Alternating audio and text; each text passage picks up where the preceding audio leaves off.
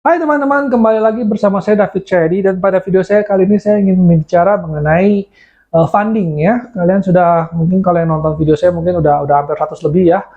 Udah belajar banyak juga dan semoga berguna bagi kalian dan saya juga udah mulai harus gimana ya, udah harus mulai meningkatkan konten dari video saya karena kita juga harus mulai belajar sesuatu yang lebih advance. Nah, pada video saya kali ini saya ingin bicara mengenai funding atau pendanaan. Banyak orang yang merasa bisnisnya itu terbatasi oleh pendanaan. Ya, pendanaan itu biasanya sesuatu yang menjadi momok bagi setiap wira swasta. Mereka bingung mau dapat dana dari mana untuk beli mesin baru, untuk beli gerobak baru, untuk beli segala macam. Nah, saya kasih contoh aja sederhana ya.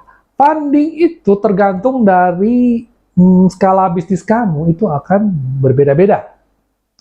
Buat saya funding itu saya harus menggadaikan aset saya, ya kan? Saya harus minjam uang ke bank, ya kan? Mungkin buat yang rada kecil-kecilan baru mulai usaha, mungkin mereka harus pinjam uang sama saudara, sama orang tua atau segala macam. Nah itu saya nggak mau bahas soal itu. Tapi intinya adalah banyak funding yang sebenarnya bisa kalian telusuri lebih jauh. Misalnya, contoh saja. Funding itu tidak berarti kalian harus mendapatkan dana. Funding itu bisa berarti dalam kepercayaan, dalam credit line. Misalnya saya mau dagang nih.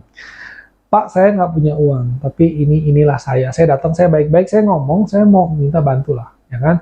Supply saya barang, saya begitu laku, saya akan bayar. Atau titip produk di saya, atau gimana. Ya, itu tergantung dari produk kalian. Istilah aja ngomong kasarnya mah sama-sama ngutang, tapi ngutang dalam bentuk barang, dalam bentuk tempo pembayaran, dalam bentuk kepercayaan, dalam bentuk privilege. Privilege itu maksudnya tuh kalau saya misalnya pesan benang gitu kan, saya misalnya pesan mesin, kok saya mau belum mesin nih, saya untuk ekspansi nih, boleh nggak saya cicil? Saya cicil aja 12 bulan misalnya. Ya tentu saja mungkin harganya beda. Nah, jadi kalau kamu telak-telak bilang, Pak, saya mau pinjam duit dong. Ya mungkin nggak ada yang mau minjemin, ya kan. Tapi kalau misalkan saya sudah berdiri 15 tahun, ya kan. Saya bisa beli mesin nggak? Bisa. Ya tentu saja ada batasnya ya, saya nggak bisa bilang saya mau musim beli mesin 3 miliar gitu, orang percaya begitu saja, enggak.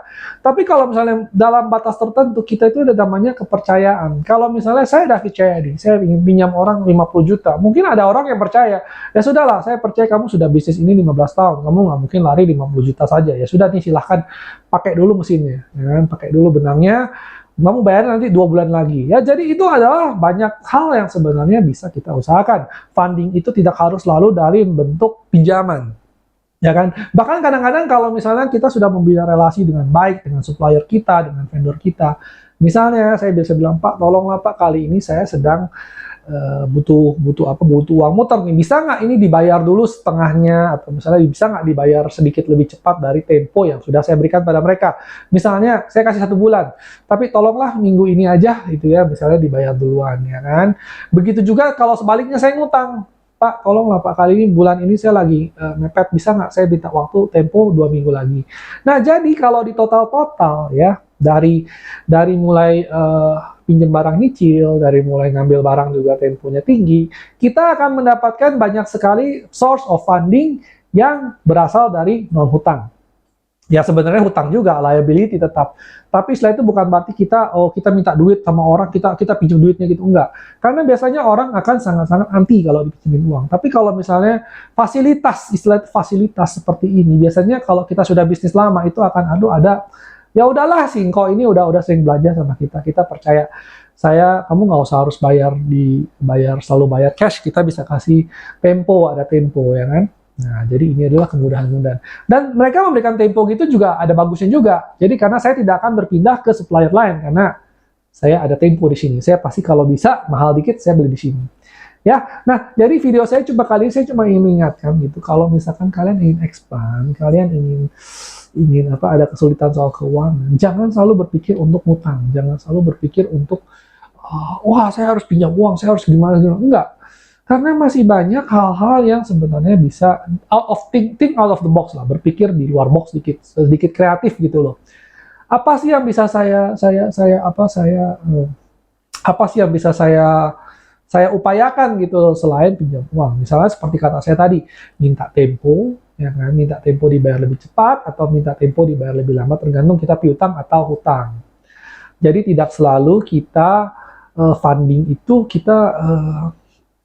kita hanya pinjam uang.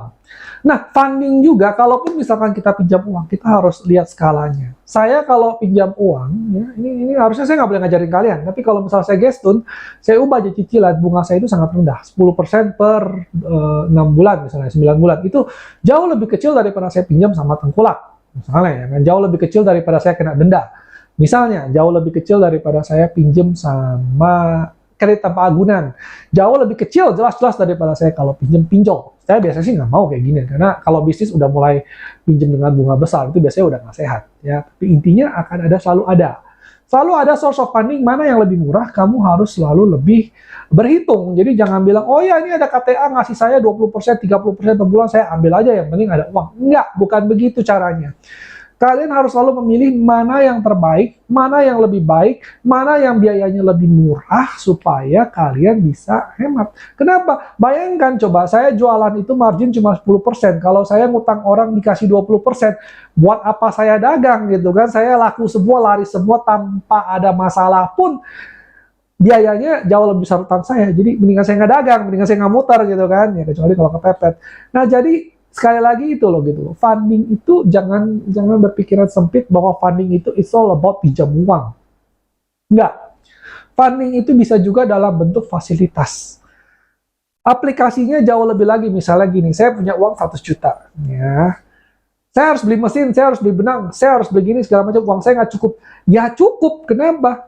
Kalau mau dibayar kontan nggak cukup. Tapi kalau misalnya mesinnya saya cicil 6 bulan, ya kan, benangnya saya dapat tempo 2 bulan, 100 juta ini cukup buat bayar pegawai tok. Nah jadi ya itu kan sekarang jadi cukup, yang tadinya nggak cukup jadi cukup tanpa harus pinjam, ya kan? Bahkan kadang-kadang kalau ada orang yang baik, mereka bisa kasih tempo dengan tanpa bunga, tanpa harus bayar lebih, berdasarkan kepercayaan. Ya udahlah, saya kasih kamu sebulan, tolong bulan depan dibayar. Tapi kalau sudah dikasih kemudahan, tolong jangan kamu sia-siakan dan jangan kamu salah gunakan. Kalau orang bilang, oke, saya kasih kamu tempo 1 bulan, biasakanlah untuk bayar 1 bulan, tepat waktu kamu bayar, ucapkan, oh ya terima kasih ya Pak, ini udah saya bayar. Jangan udah dikasih tempo 1 bulan, bayarnya 2 bulan. Dikasih tempo 2 bulan, bayarnya 4 bulan. Yang kayak gini akan menyusahkan kamu di masa sendiri. Saya orang Tionghoa, saya akan selalu bilang, kepercayaan itu number one. Kalau orang percaya sama kamu, sejatuh-jatuhnya kamu bisa bangkit lagi. Tapi kalau orang udah nggak percaya sama kamu, ya kan, kamu mau dagang segala macam pun akan lebih sulit. Gitu. Jangan ngomong kamu nggak ada duit mau ngutang. Ya. Kamu kadang-kadang ada duit mau buka PO aja, suruh orang antar dulu aja, mereka minta dibayar dulu kalau mereka nggak percaya sama kamu. Nah jadi itulah ya, source of funding, kepercayaan, semua itu menjadi sesuatu hal yang aspek yang perlu kalian perhatikan. Jangan, kalaupun harus misalkan pinjam sama bank, usahakan itu bank itu pinjaman banyak modelnya juga. Ada yang pinjaman tanpa agunan, seperti kata saya kredit card tadi, bunganya jauh lebih besar. Pinjaman yang tanpa agunan sama sekali itu jauh lebih besar. Kalau kredit card itu memang ya istilahnya lebih kecil lah ya daripada KTA. Pinjol itu paling besar biasanya. Terus kalau kredit dengan agunan itu biasanya bunganya, apalagi yang plafon, rekening koran, itu biasanya jauh lebih kecil karena kita pakai seperlunya kita. Kalau kita nggak perlu, bunganya nggak jalan. Begitu kita pakai, bunganya jalan. Begitu kita bayar, bunganya stop. Ya.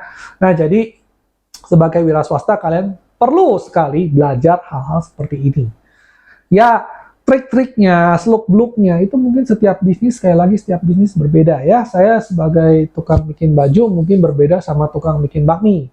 Tukang bikin bakmi sama main properti mungkin beda lagi. Pemain mobil, jualan mobil, mungkin funding mereka itu dari leasing, dari jamin BPKB atau gimana. Itu istilahnya tuh udah kungfunya setiap bisnis beda-beda ya. Tapi intinya akan selalu ada solusi di mana kalian bisa mendapatkan extra funding tanpa harus pinjam uang.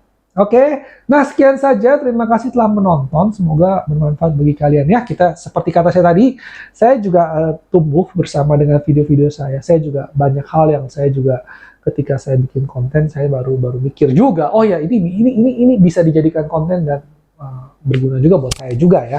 Jadi kita sama-sama belajar. Oke, nah sekian dan terima kasih telah menonton. Kalau Anda suka tolong like dan subscribe, dan kalau bisa di-share sama yang lain biar saya semakin bersemangat, lebih banyak subscriber, lebih banyak yang view dan sebagainya. Oke, terima kasih.